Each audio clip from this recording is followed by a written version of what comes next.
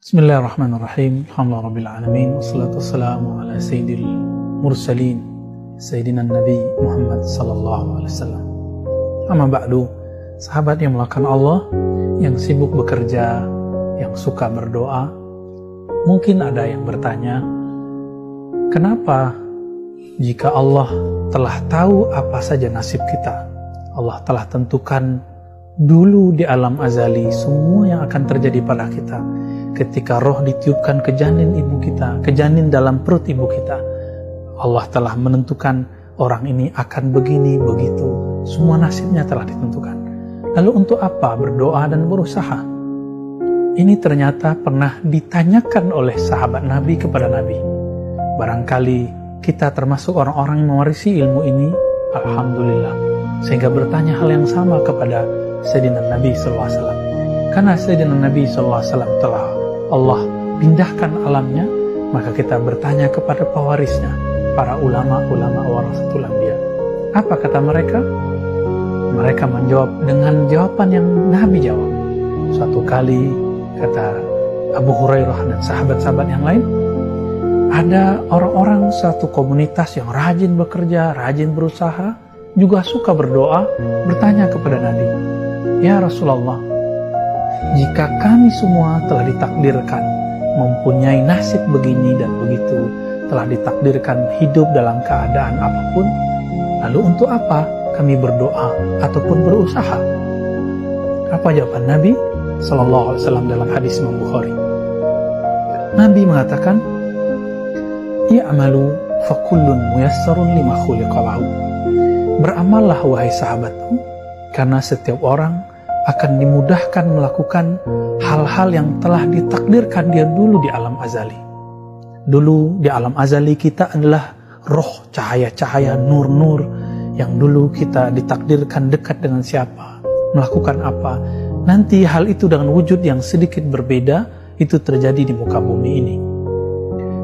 Tetapi teman-teman yang melakukan Allah, ketika roh ditiupkan ke dalam badan, maka muncullah satu energi baru yang disebut dengan nafs, jiwa. Jiwa inilah kemudian yang mendapat suatu tugas yang disebut taklif. Yang taklif itu diartikan tugas dari Allah, dari syariatnya Allah Subhanahu wa ta'ala. Inilah yang dikatakan di dalam Al-Quran, la yukallifullahu nafsan illa wus'aha. Tidaklah Allah membebani seseorang kecuali dengan usahanya. Dan orang lupa, ternyata doa itu adalah usaha. Orang-orang hanya berpikir bahwa usaha itu ketika dia mulai mengeluarkan modal, mulai kemudian beraktivitas. Tidak. Nabi SAW selalu mengatakan, min sa'adatil mar'i ayastakhira ilallah fi amri. Hadis riwayat Imam Ahmad dan hadisnya hasan.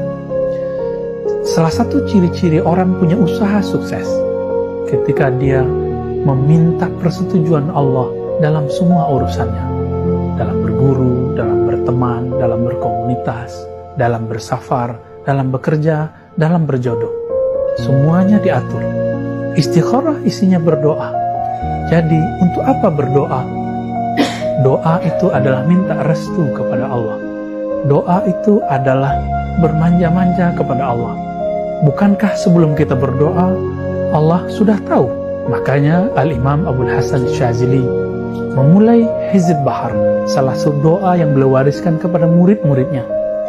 Memulai Hizb Bahar dengan kalimat, Ya Alim, Ya Azim, Ya Halim. Wahai yang maha tahu isi hatiku sebelum aku melafazkan. Wahai yang maha tahu nasibku sebelum aku diciptakan.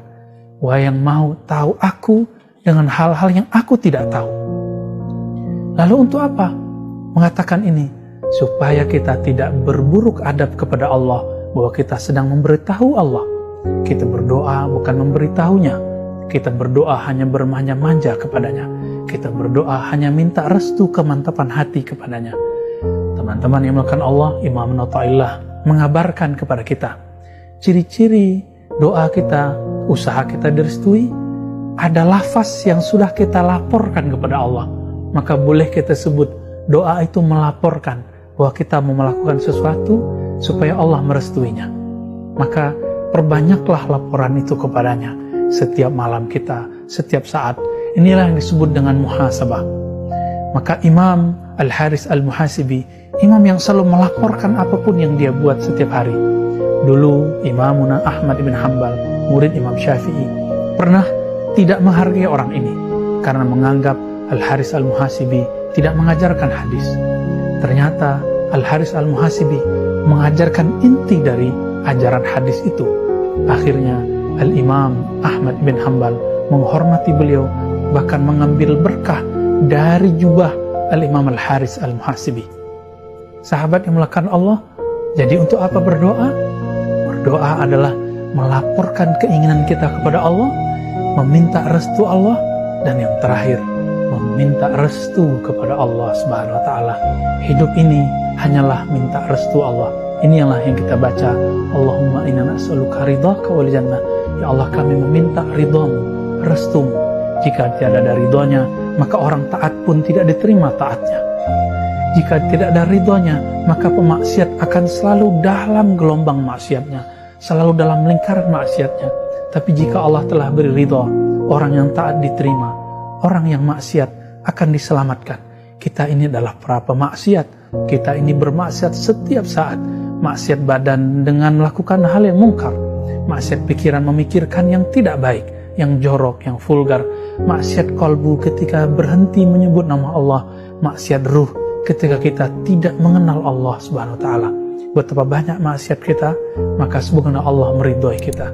Teman-teman yang melakukan Allah, sahabat yang aku cintai, yang kami cintai, mari berdoalah kepada Allah, melaporlah kepada Allah, bermanjalah kepada Allah, mintalah restu ridha Allah. Semoga kita termasuk yang diridhoinya dengan segala kekurangan kita. Amin ya rabbal alamin. Wassallallahu ala sayyidil mursalin walhamdulillahi rabbil alamin.